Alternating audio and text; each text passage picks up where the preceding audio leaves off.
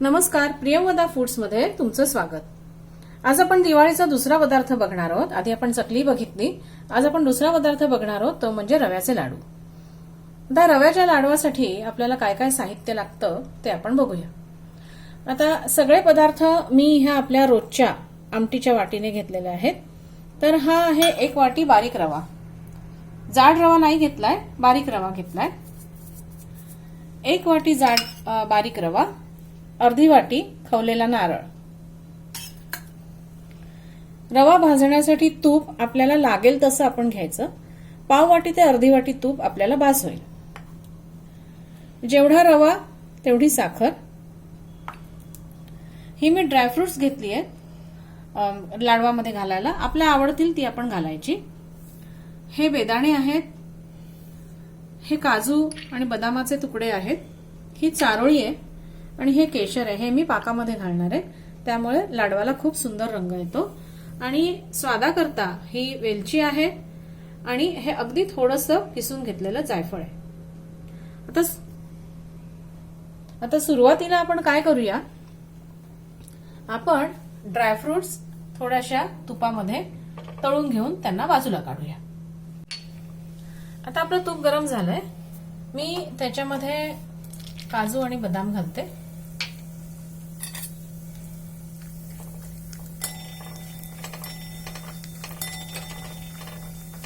काजू आणि बदाम थोडासा त्यांचा रंग बदलला की आपण त्याच्यामध्ये चारोळी घालणार आहोत, कारण चारोळी ना लवकर तळली जाते।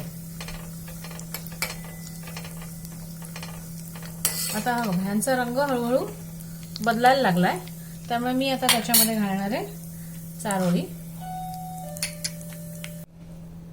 आता हे बघा, हे आपले काजू बदाम चारोळी हे सगळं तळून झालेलं आहे।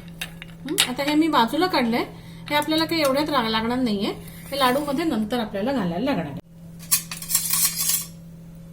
आता मी ही कढई गरम करत ठेवली आहे। मी आधी ना रवा थोडासा भाजून घेणार आहे आणि त्यानंतर त्यामध्ये तूप घालणार आहे। काय होतं, आपण जेव्हा लगोलग जर रव्यामध्ये तूप घातलं ना, तर तूप जर आपलं पातळ नसेल तर रव्यामध्ये असे गोळ्या गोळ्या गुठळ्या तयार होतात।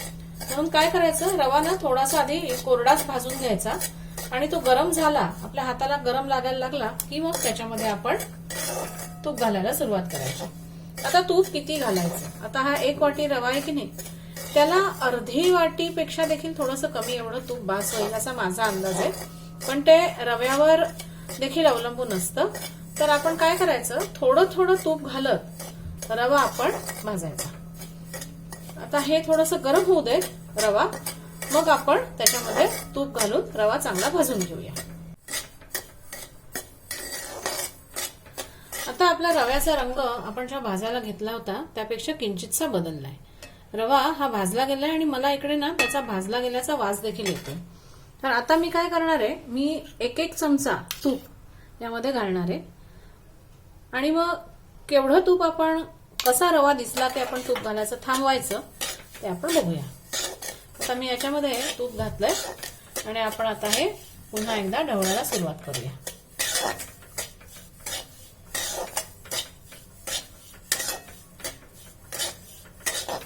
बघितलंय का तुम्ही की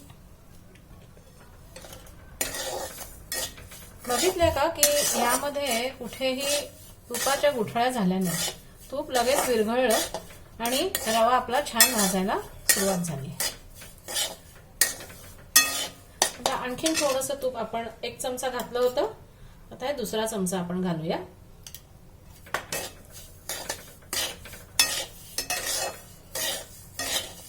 काय ना, ह्याला आपल्याला, आपण रवा जेव्हा शिऱ्यासाठी भाजतो तसं आपल्याला भाजायचा नसतो जास्त तूप घालून, कारण काय होतं, नंतर आपण जेव्हा पाकामध्ये टाकतो ना, तर जर खूप तूप झालं ना तर तो लाडू खूप तुपकट होतो आणि त्याचा शेप नीट येत नाही, मग तो असा बसका होतो, तो गोल गरगरी, त्याचा शेप राहत नाही। त्यामुळे रवा भाजताना लाडवासाठी जेव्हा आपण भाजतो त्यावेळेस एक बेतातच तूप घालायला लागतं।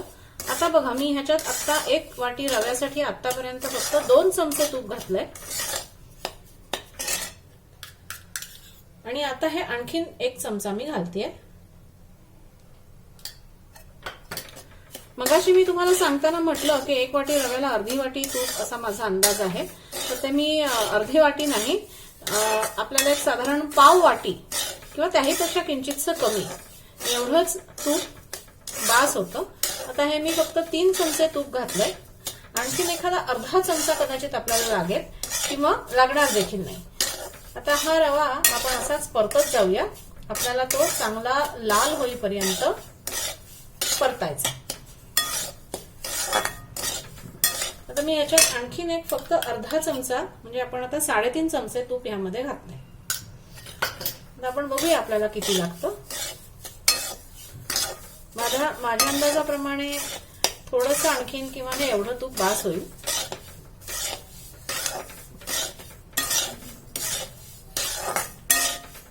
बघा रव्याचा रंग आता हळूहळू बदलायला लागलाय. 3.5 चमचे त्यामध्ये आपण तूप घातलं होतं. आता मी आणखीन एक अर्धा चमचा घालते, म्हणजे टोटल आपण 4 चमचे तूप घातलं. 4 टीस्पून. हे असं थोडं थोडं करत तूप घातलं ना की तुपाचा अंदाज आपला बिलकुल चुकत नाही. बरं, तूप कमी झालेलंही चालत नाही, नाहीतर काय होतं लाडू भरभरीत होतो आणि असा कोरडा कोरडा लागतो खाताना. त्यामुळे तूप असं व्यवस्थितच लागतं लाडवात घालायला, म्हणजे योग्य एवढं. अति घालून पण चालत नाही, कमी होऊन पण चालत नाही. त्यामुळे असं थोडं थोडं बाजूला घेऊन तूप घातलं ना की आपल्याला फार कन्व्हिनियंट होतं की तूप जास्तच झालं किंवा असं नाही होत. मग आपण थोडं थोडं तूप त्याच्यामध्ये घालायचं. आता आणखीन एक पाव चमचा एवढं तूप मी घालते. आता हे एवढं तूप आपल्याला बास होणार आहे. आणखीन आता आपल्याला काही घालायची गरज नाही. आता बघितलं का याचं टेक्स्चर कसं झालंय, वाळूसारखं झालंय की नाही, भिजलेल्या वाळूसारखं. बरोबर, हे असं टेक्स्चर म्हणजे रव्याच्या लाडवासाठी अगदी परफेक्ट टेक्स्चर. दाखवू का परत एकदा. हे बघा, भिजलेली वाळू कशी असते, आवाजही वाळूसारखाच येतोय. बरोबर, याचा हे असंच टेक्स्चर झालं की रव्याच्या लाडवासाठी परफेक्ट टेक्स्चर आपलं झालं. आता हा आपल्याला रवा आणखीन थोडासा भाजायचा आहे. किंचित अजून लालसर रंग आला ना की आपल्याला त्याच्यावरती थोडंसं दूध शिंपडायचं. दूध शिंपडलं की रवा फुलतो. आता ते किती घालायचं दूध ते आपण बघूया. बघा, आपण हळूहळू करत तूप घातलं. मी जवळजवळ अर्ध्या वाटीपेक्षा थोडं कमी तूप घेतलं होतं. तर त्याच्यात आपण 4.5 चमचे तूप घातलं आणि हे एवढं तूप शिल्लक आहे. याचा अर्थ पाव वाटीपेक्षा किंचित कमी एवढं तूप आपल्याला लागलं. पण ना ते आपण कसं घालायचं, थोडं थोडं घालत जायचं, म्हणजे आपल्याला अंदाज येतो. आता ह्या कलरचा रवा झालाय ना, आता आपण त्याच्यामध्ये थोडं थोडं तूप घालूया. मी आता 1 चमचा तूप घालते, दूध घालते आणि आपण तो लगोलग परतायला लागायचं. आता दूध घातल्यावरती काय होतं, रवा आपला फुलायला लागतो. त्याला ना त्यावेळेस असं भरभर भरभर परतायचा. आता रवा कमी आहे त्यामुळे आपल्याला काही एवढा फारसा फरक पडत नाही, पण जेव्हा रवा जास्त असतो ना तेव्हा मात्र भरभर भरभर भरभर आपल्याला तो परतायला लागतो. आता मी 1 चमचा दूध घातलं होतं. आता मी आणखीन 1 चमचा दूध त्याच्यामध्ये घालते आणि भराभरा आपण ढवळायला घ्यायचं.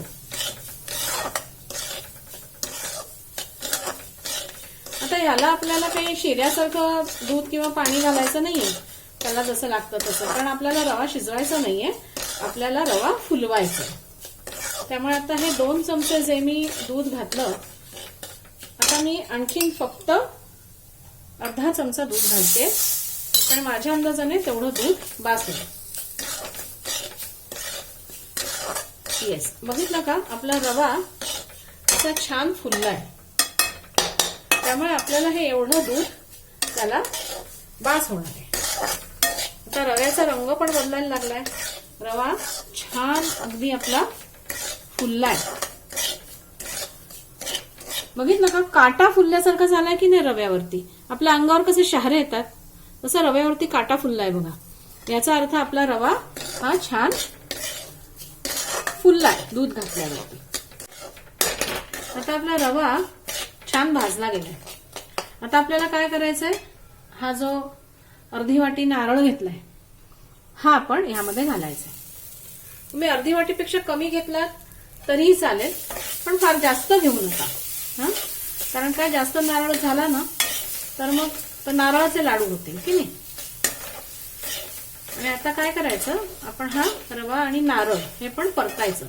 आता हे किती परतायचं, तर आपल्या नारळाचा ना किंचितसा रंग बदलतो म्हणण्यापेक्षा, कारण ह्याच्यात काही आपल्याला नारळ दिसणार नाहीये त्याचा रंग बदललेला पटकन. नारळाचा खमंग भाजलेला वास येतो. नारळ भाजल्यावर आपला कसा छान खमंग वास येतो की नाही, तसा वास यायला लागला आणि रव्याचा रंग आणखीन थोडा, या मिश्रणाचा रंग म्हणजे आणखीन किंचित लालसर झाला की आपल्याला भाजणं थांबवायचंय. आणि दुसरी एक नारळ भाजला गेल्याची खूण काय आहे की आता ह्याच्यात नारळ दिसतोय की नाही, बघितलं का, याच्यामध्ये हा असा नारळ दिसतोय की नाही, बघितलं. भाजला गेला ना की तो दिसत नाहीसा होतो, तो आणि रवा एकरूप होऊन जातात.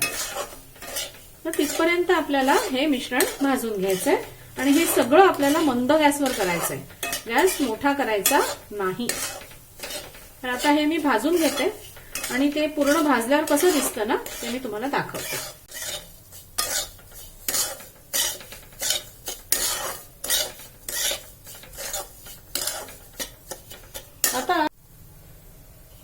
आता हे रवा आणि नारळाचं जे मिश्रण आहे हे चांगलं एकरूप झालंय आणि नारळ भाजल्याचा खूप छान वास येतोय आणि साधारण ह्या रंगावरती आपल्याला हे मिश्रण काढून घ्यायचंय.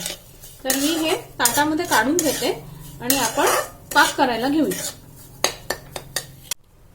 आता हे रव्याचं मिश्रण मी ताटामध्ये काढून घेतलं होतं. आता आपण पाक करायला घेऊया. आता मी ज्या भांड्यामध्ये रवा भाजला ते भांड मी का घेतलं नाही पाकासाठी, कारण ते भांड गरम असतं.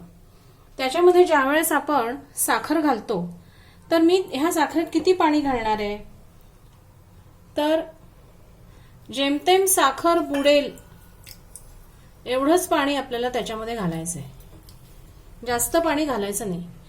जनरली प्रमाण काय असतं, 1 वाटी साखर म्हणजे अर्धी वाटी पाणी. मी काय प्रमाण दिलंय की 1 वाटी साखर आणि साखर बुडेपर्यंत पाणी. आता ह्या गरम भांड्यांचा संदर्भ काय आला की आपण ज्या वेळेस साखर जर गरम भांड्यामध्ये घातली आणि वरतून पाणी घातलं ना की ती लगेचच भिजायला सुरुवात होते, आपल्याला पाण्याचा अंदाज येत नाही. कारण मी काय प्रमाण सांगितलंय की साखर आणि साखर बुडेल एवढंच पाणी. त्यामुळे मी वेगळ्या भांड्यामध्ये साखरेचा पाक करायला घेतलाय. आणि दुसरी टीप म्हणजे साखर जेव्हा आपण घालतो ना त्यावेळेस तळाला अशी पसरून घालायची, तिचा असा डोंगर नाही होऊ द्यायचा, म्हणजे आपल्याला पाण्याचा अंदाज येतो. तर मला पाव वाटी एवढंच पाणी साखरेच्या पाकाला लागलंय. असं पाण्याचं प्रमाण घेतलं तर साखरेचा पाक आपला चुकणार नाही, बघायलाही लागत नाही तो की हा पाक झालाय की नाही. आता मी हा पाक ना तयार करायला ठेवते आणि तेव्हाच मी त्याच्यामध्ये घालणार आहे केशर, म्हणजे केशराचा रंग चढेल. आता हा आपला पाक होऊ दे, मग मी तुम्हाला दाखवते की कसा झाल्यानंतर आपण पाक बंद करायचा आहे. आता आपला साखर विरघळली आहे आणि हे असे बुडबुडे यायला लागलेले आहेत. आता एक थोडा वेळ आणखीन तो उकळू देऊया.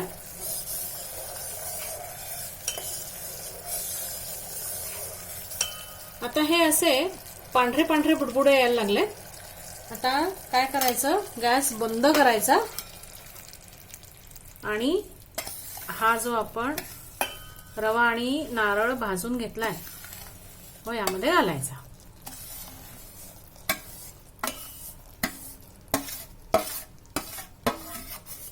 हा असा यामध्ये घातला ना की एक अर्ध्या तासात आपले लाडू तयार होतात. फार वेळ वाट बघायला लागत नाही. आणि आपल्याला जर असं वाटलं की आपला लाडू मऊ झालाय किंवा वळलाच जात नाहीये तर रवा 1-2 चमचे रवा भाजायचा कोरडाच आणि तो त्या मिश्रणामध्ये घालायचा.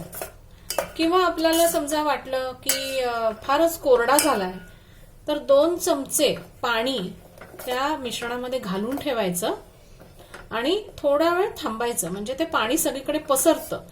आणि मग थोडा वेळ एक चटका द्यायचा, परत एकदा एक बुडबुडा आला की परत गॅस बंद करून टाकायचा. आपले लाडू अगदी व्यवस्थित होतात. तर आता हे मिश्रण हळूहळू आळेल आणि मग आपल्याला ते लाडू बनवायला अगदी बरोबर होईल. तर आता ते थोडंसं आळायची आपण वाट बघूया आणि मग आपले लाडू आपण वळायला घेऊया. आता थोडा वेळ झालेला आहे आपण पाकामध्ये रवा आणि नारळ घालून. तर हे असं वरती असं पापडी जमल्यासारखं झालंय बघा, दिसतंय का हे असं? याचा अर्थ आपला पाक हा बरोबर झाला होता. अजूनही पातेलं खूप चांगलं गरम आहे, तर आपण हे अधूनमधून ढवळायचे. थोड्या वेळातच आपले लाडू होणार आहेत, कारण बाजूला साखर जमायला लागली. आवाज येतोय साखरेचा? हा बघा, पातेल्याला बाजूला साखर जमायला लागली आहे. त्याचा अर्थ आपले लाडू आता थोड्याच वेळात होणार आहेत. तर मी हे परत एकदा असे फिरवून झाकून ठेवते. म्हणजे मग काय होतं, असं एकदा फिरवलं की तो पाक व्यवस्थित एकसारखा मुरतो. तर परत एकदा आपण झाकून ठेवूया आणि थोड्या वेळाने परत बघूया. मी म्हटलं तसं हे साधारण अर्ध्या तासामध्ये लाडू होतात. आता आपल्या रव्याचं प्रमाण कसं आहे त्याच्यावर अवलंबून असतं ते. पण साधारण हे समजा 2 वाट्या रवा घेतला ना, तर अर्ध्या तासात तरी लाडू नक्कीच जमतात. तर आता आपण हे एकदा झाले लाडू वळण्याच्या सारखे की मी तुम्हाला दाखवते. हे बघा, हे 15 मिनिटातच आपलं लाडूचं मिक्सचर तयार झालं. कारण आपल्या 1 वाटीच लाडू होते की नाही. तर मी त्याच्यामध्ये आता आपली जी ड्रायफ्रुट्स मगाशी आपण करून घेतली होती ती घातली आहे आणि आता ह्याचं आपल्याला व्यवस्थित लाडू वळता येणार आहे. तर आता आपण त्याचे लाडू वळायला घेऊया. आता आपण ह्याचे लाडू वळून घेऊया. अजूनही मिश्रण गरमच आहे, पण आता का लाडू वळायचे, कारण ना ते जर आणखीन थंड झालं तर आपल्याला लाडू वळता येणार नाहीत. आणि मी जसं तुम्हाला पाक करायला सांगितलं ना, तसा तुम्ही जर पाक केलात तर तो एकतारीच पाक होतो. काय होतं, 2 तारी पाक जर आपण करायला गेलं तर लाडूचा ना काही वेळेस भगरा होतो आणि मग ते आपल्याला ना नीट बांधता येत नाही. सुरुवातीचे लाडू होतात, पण नंतरच्या लाडवांना आपल्याला परत तूप घालायला लागतं किंवा थोडंसं पाणी घालून परत एकदा त्यांना आपल्याला फिरवून घ्यावं लागतं. हे जे मी तुम्हाला सांगितलं की साखर जेमतेम पुडेल एवढंच पाणी घालायचं की ते प्रमाण अगदी परफेक्ट आहे, आपल्याला बघायला देखील लागत नाही. 1 तारी पाक होतोच होतो. आता हे आपले लाडू चांगले झालेत. ह्याचं प्रमाण काय आहे, एक तर लाडू आपला छान वळला जातोय बरोबर, त्यानंतर कुठेही त्याला जास्तीचं तूप नाहीये, त्याने आपला आकार धरून ठेवलेला आहे. आणि दुसरं जर तुम्ही बघितलं, हे जे मी केलेले लाडू आहेत याच्यावरती हे असे बारीक बारीक रव्याचे कण तयार झालेले आहेत बरोबर. तर याचा अर्थ आपला लाडू हा छान झालाय. हा लाडू बाहेरून कडक राहतो, आतमध्ये मात्र छान मऊ असतो. चांगला लाडू होण्याचं हे प्रमाण आहे. तर आता थंड झालेला लाडू की आपण ते डिश आउट करूया. आपले लाडू खूप सुंदर झालेत. आता याचं प्रमाण काय, तर मी मगाशी सांगितलं तसं आता ते थंडही झालेत. त्याच्यावरती हे असे ग्रॅन्युल्स आलेत रव्याचे बरोबर. याचा अर्थ हा लाडू खूप सुंदर झालाय आणि त्याने आपला आकार मेंटेन केलाय बघा. कुठेही आपण ताटलीमध्ये ठेवल्यावरती त्याचा आकार जिथे ताटलीला टच होतो तिथे कुठेही वेगळा झालेला नाहीये. आणि आणखीन एक प्रमाण म्हणजे मी एक तुम्हाला लाडू उघडून दाखवते, मोडून दाखवते की बाहेरून किती कडक आहे